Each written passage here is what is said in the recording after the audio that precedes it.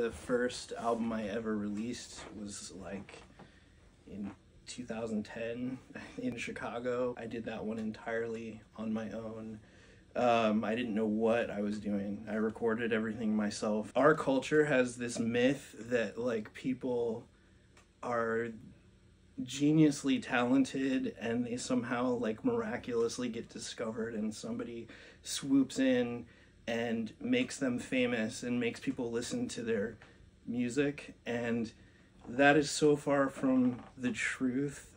I mean, there may be a handful of those instances that have occurred, and we've certainly like mythologized them, made movies about them, but that is not at all how this business works in my experience. And so what I would do if I had a time machine is I would go back and tell my former self, like, you have to let people know what you can do, and you have to give them a reason to come and see you and listen to your music online.